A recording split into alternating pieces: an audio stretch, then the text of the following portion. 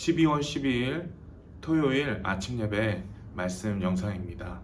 오늘 우리에게 주시는 하나님의 말씀은 구약성경 역대상 26장 1절에서 19절까지의 말씀입니다.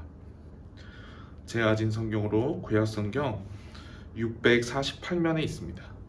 우리 다 같이 읽도록 하겠습니다. 고라 사람들의 문지기 반들은 이러하니라. 아삽의 가문 중 고레의 아들 무셀레미아라. 무셀레미아의 아들들이 맏아들 스가랴와 둘째 여디야엘과 셋째 스바랴와 넷째 야드니엘과 다섯째 엘람과 여섯째 여호하난과 일곱째 엘여호에네이며 오베데돔의 아들들은 맏아들 스마야와 둘째 여호사밧과 셋째 요아와 넷째 사갈과 다섯째 느다넬과 여섯째 암미엘과 일곱째 이사갈과 여덟째 부울레데이니 이는 하나님이 오베데돔에게 복을 주셨습니다. 그의 아들 스마야도 두어 아들을 낳았으니 그들의 조상의 가문을 다스리는 자요 큰 용사라. 스마야의 아들들은 오드니와 르바엘과 오벳과 엘사밧이며 엘사밧의 형제 엘리후와 스마갸는 능력이 있는 자이니 이는 다 오베데돔의 자손이라. 그들과 그의 아들들과 그의 형제들은 다 능력이 있어 그 직무를 잘 하는 자이니 오베데돔에게서 난 자가 62명이며 또 무셀레미아의 아들과 형제 18명은 능력이 있는 자라. 무라리 자손 중 호사에게도 아들들이 있으니 그의 장자는 시므리라. 시므리는 본래 맏아들이 아니나 그의 아버지가 장자로 삼았고 둘째는 힐기야요 셋째는 드발리야요 넷째는 스가랴이니 호사의 아들들과 형제들이 13명이었더라. 이상은 다 문지기의 반장으로서 그 형제처럼 직임을 얻어 여호와의 성전에서 섬기는 자들이라. 각 문을 지키기 위하여 그의 조상의 가문을 따라 대소를 막론하고 다 제비 뽑혔으니 셀레미아는 동쪽을 뽑았고 그의 아들 스가랴는 명철한 모사라. 모사를 위하여 제비 뽑으니 북쪽을 뽑았고 오베데돔은 남쪽을 뽑았고 그의 아들들은 곳간에 뽑혔으며 숫빔과 호사는 서쪽을 뽑아 큰 길로 통한 살레겟 문 곁에 있어 서로 대하여 파수하였으니 동쪽 문에 레위 사람이 6이요 북쪽 문에 매일 4사람이요 남쪽 문에 매일 4사람이요 곳간에는 둘씩이며 서쪽 뜰에 있는 큰 길에 4사람 그리고 뜰에 2사람이라. 고라와 무라리 자손의 문지기의 직책은 이러하였더라. 아멘. 성경에 많은 부분이 시로 되어 있다는 것 우리 성도님도 아마 잘 아시리라 생각합니다. 그래서 성경에 아름다운 시적인 표현들이 참 많은데요. 그 중에서 제가 참 좋아하는 시편의 표현이 있습니다. 바로 시편 84편의 그 10절 말씀입니다. 시편 84편 10절 말씀. 제가 읽어드리도록 하겠습니다. 주의 궁정에서의 한 날이 다른 곳에서의 첫날보다 나은즉 악인의 장막에 사는 것보다 내 하나님의 성전 문지기로 있는 것이 좋사오니 라는 말씀입니다. 참 아름다운 표현이죠. 세상에서 가장 화려한 아름다운 궁전에서 첫날을 지내는 것보다 내가 하나님 계신 그곳에 단 하루를 있는 것, 그것이 더 좋다는 말이죠. 그리고 하나님을 알지 못하는 악인들의 온갖 화려한 곳, 요즘 최근에 드라마 중에 뭐 펜트하우스 같은 곳에 거할지라도 그런 곳에 있는 것보다 내가 하나님의 성전 문지기로 있는 것, 하나님이 계신 그 성전 문지기에 있는 것이 좋다는 이 말씀. 이 말씀이 참 아름다운 표현 같습니다. 그만큼 내가 하나님을 사랑하고 그만큼 내가 하나님을 사모하고 흠모하고 찬양한다는 뜻이겠죠. 우리 성도님들 어떠십니까? 성전 문지기로 있는다는 것.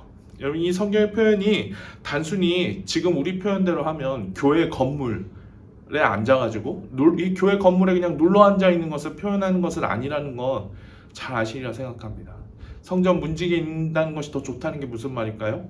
내가 그만큼 그 아름다우신 하나님께 더 가까이 나아가고 싶다는 것. 내가 그 하나님을 사모하고 그 하나님을 사랑하기 때문에 그 하나님과 더 같이 있고 싶다는 것. 바로 그것을 말씀하고 있는 것 아니겠습니까? 사랑하는 우리 모든 성도님들이 바로 이 마음이 있으신지 모르겠습니다. 하나님을 사랑하고 그 하나님을 더 사모하고 그 하나님을 더 찬양하는 그러한 마음이 우리 성도님들 가운데 있으시기를 축복합니다. 여러분 이렇게 시편 이 84편을 소개해 드린 이유는 바로 오늘 우리가 읽은 이 역대상 이 말씀이 바로 성전 문지기에 대해서 말씀하고 있기 때문입니다. 이 문지기라고 하면 우리 성도님들 혹시 굉장히 좀 이렇게 별것 아닌 하찮은 직책이라고 생각하시는지도 모르겠어요. 그런데 오늘 말씀에서 이 성전 문지기는 결코 이 하찮은 직책이 아니었습니다. 왜 그렇습니까? 오늘 말씀 보면 바로 이 성전 문지기들도 바로 이 거룩하게 성별된 레위 자손 가문 중에서 뽑았다는 것을 알 수 있습니다.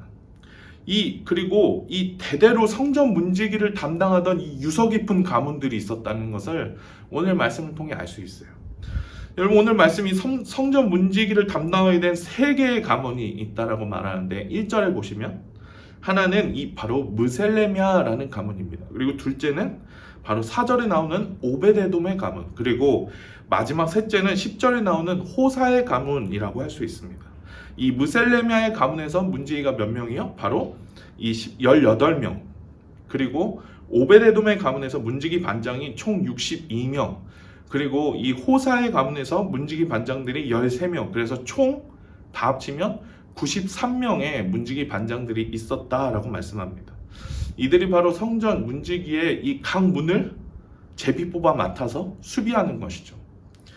여러분, 그런데 보시면 여기에 우리 성도님들 아마 익숙한 이름이 한 명 등장할 것입니다. 바로 오베데돔이라는 사람입니다. 오베데돔 아마 많이 들어보셨을 거예요. 앞에서 계속 큐티를 해오셨다면, 새벽 예배를 계속 들으셨다면, 이 역대상 계속 읽어보셨다면 이 오베데돔이 굉장히 익숙하실 것입니다.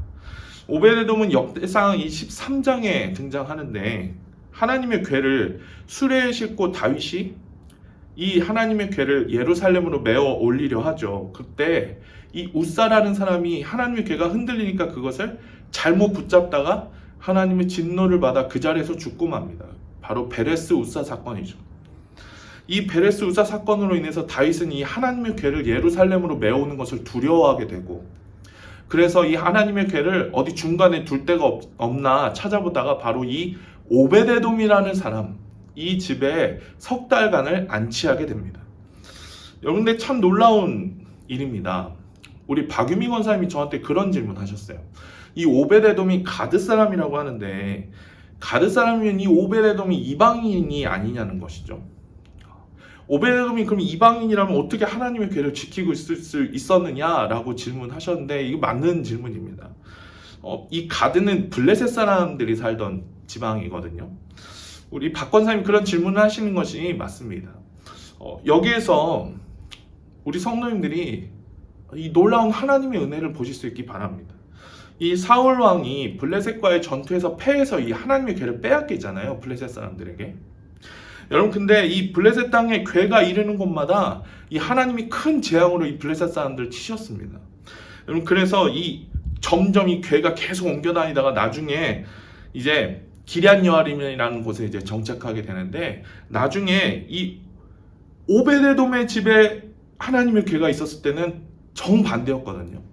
오히려 이 역대상 13장 14절 이렇게 말씀합니다. 여호와께서 오베데돔의 집과 그의 모든 소유에 복을 내리셨다라고 말씀하거든요. 여러분, 이게 무슨 차이가 있었을까요? 블레셋 사람들에게 하나님의 궤가 이르렀던 곳마다 재앙이 있었던 반면 이 오베데돔의 집에서는 오히려 하나님이 그 가문에 복을 주셨다라고 말씀하기 때문이죠. 여러분, 사실 그 이유에 대해서 성경이 명확히 말하고 있지 않기 때문에 우리가 콕 집어서 말할 수는 없겠지만 추측해 볼 수는 있습니다. 이 이후에 다윗이 예루살렘으로 다시 이제 언약궤를 메어 올릴 때 이 레위인들의 명단에 이 오베데돔이 포함되어 있는 것을 볼 수가 있습니다. 여러분, 그런 것을 보면 이 오베데돔이 이방인이었음에도 불구하고 나중에는 결국 이 레위인들의 편입되었다는 것을 알 수 있습니다. 역대상 16장 18절과 24절을 보시면 이 오베데돔이 언약궤를 메어 올릴 때 이 문지기였던 동시에 이때 하나님을 찬양하고 노래하던 사람들 중에 한 사람이었다는 사실을 알 수 있어요.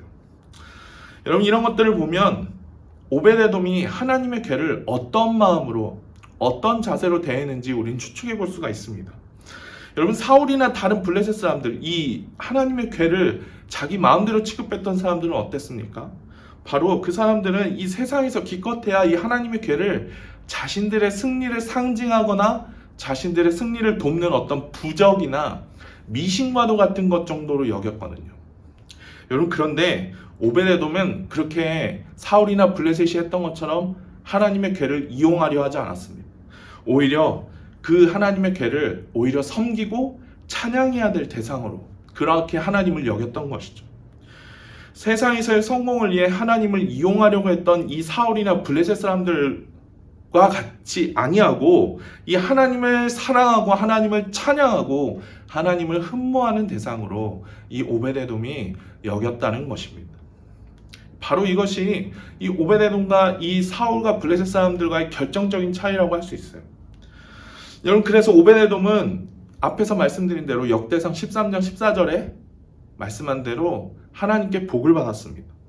오늘 우리가 읽은 말씀 5절에도 이 오베데돔이 하나님께 복을 받은 사람이라는 것을 말씀하고 있습니다. 그래서 오베데돔은 사실 태생이 이방인이었음에도 불구하고 그는 레위인의 이 반열에 들게 되었고, 그리고 많은 복을 받아서 자손들이 번창하게 되었습니다. 이 문지기 가문 중에서 가장 많은 수를 차지하잖아요, 이 오베데돔이. 사랑하는 우리 성도님 여러분, 오늘 이 말씀에서 알 수 있는 것은 무엇입니까? 이 시간 우리 하나님을 대하는 우리의 기본적인, 우리의 근본적인 마음의 자세를 바로 돌아볼 수 있기를 소망합니다. 내가 하나님을 사랑하고 사모하며 하나님 중심적인 삶을 살고 있는지, 아니면 내가 하나님을 내가 필요할 때마다 이용하려고 하는 사람은 아닌지. 여러분, 우리가 그렇게 살고 있지는 않은지 우리 자신을 돌아볼 필요가 있습니다. 하나님을 사랑하고 사모하며 그 하나님을 찬양하는 마음으로 살아간다면 오늘 말씀에서 알 수 있는 바와 같이 하나님은 분명히 우리에게 복을 주신다 말씀하고 있습니다. 잠언 3장 6절에도 그렇게 말씀하잖아요. 너는 범사의 그를 인정하라. 그리하면 그가 너의 길을 지도하시리라. 인도하시리라. 이끄시리라. 너의 길을 곧게 하시리라. 세 번의 역성령 그렇게 말하는데 하나님께서 그렇게 우리에게 먼저 복을 주신다라는 말씀입니다. 하나님을 내 목적을 위해 이용하려고 하는 것이 아니라, 그리고 그분의 주되심을 먼저 인정하고 그분을 먼저 사랑하는 그런 마음으로 우리가 살아간다면, 우리가 그분을 가장 먼저 그분의 우선순위를 인정하고 그분을 사랑하고 그분을 사모하고 그분을 찬양하는 그런 마음의 자세로 살아간다면 하나님이 분명히 이 오베데돔에게 주셨던 복을 우리에게도 주실 줄 믿습니다. 우리가 단순히 복 받기 위해 하나님 사랑하는 것이 아니라요, 우리가 그렇게 하나님을 사랑하고 하나님 우선주의로 살아간다면 그런 복은 자연스럽게 따라온다는 것이죠. 하나님이 그런 우리를 그냥 내버려 두지 않으신다는 말입니다. 사랑하는 우리 모든 성도님들이 바로 이러한 복을 누리실 수 있게 축복합니다. 지금 우리가 살아가고 있는 이 팬데믹 시대, 이 팬데믹 시대는 우리에게 도전이자 기회입니다. 우리가 이럴 때일수록 더 하나님 중심으로 살아야 되지 않겠습니까? 우리가 이럴 때일수록 더 하나님을 사랑하고 더 하나님을 사모하고 더 하나님을 찬양하며 더 하나님을 찾아야 하지 않겠습니까? 우리가 이러한 팬데믹 시대에 더 그렇게 하나님 우선주의의 이런 삶을 회복하고, 그래서 우리 모든 성도님들 가운데 바로 이 오베데돔이 누렸던 그런 축복을 우리 성도님들 역시 누리시게 되는 귀한 은혜가 있으시기를 주님의 이름으로 축복합니다. 기도하겠습니다. 하나님 아버지, 감사합니다. 주님, 우리에게 귀한 은혜를 허락하여 주셔서 이 오베데돔의 이야기를 통해 하나님께서 그분을 사랑하고 그분을 먼저 찬양하며 그분 우선 중심의 삶을 살아가는 사람에게 어떠한 복을 내리시는지 오늘 이 말씀을 통해 다시 한번 볼 수 있도록 은혜 주신 것을 감사합니다. 주님, 우리 사랑하는 모든 성도님들 가운데 이 은혜가 있기를 축복합니다. 주님, 도와주시옵소서. 아버지 하나님, 우리의 눈이 하나님 외에 다른 것에 많이 쏠려 있고, 주님, 그래서 내가 하나님 중심보다 내가 하나님을 더 이용하려 하고 내 목적을 위해 하나님을 수단처럼 여기는 그런 마음이 우리 가운데 없게 도와주시고, 주님, 오직 우리가 하나님을 사랑하고 그 하나님을 위해 살아가는 그런 삶의 자세를 온전히 회복할 수 있도록 인도하여 주시옵소서. 사랑하는 우리 모든 성도님들 가운데 그 은혜가 있기를 간절히 소망하오며 예수님의 이름으로 기도합니다. 아멘. 사랑하는 우리 모든 성도님들, 이 시간 계속적으로 우리가 이 말씀을 기억하면서 기도할 수 있기 바랍니다. 하나님께서 우리에게 은혜 주실 줄 믿습니다. 우리 다 같이 기도하겠습니다. 하나님 아버지 감사합니다. 주님, 우리 가운데 은혜 주셔서 이러한 오베데돔의 그 복을 어떻게 하면 누릴 수 있는지 우리 가운데 가르쳐 주시고 알게 하시니 참 감사합니다. 주님, 우리가 하나님을 사랑하고 그 하나님을 더 사모하며 그 하나님을 찬양하는 하나님 우선 중심의 삶을 살아갈 수 있도록 인도하여 주시옵소서. 주님 감사합니다. 인도하여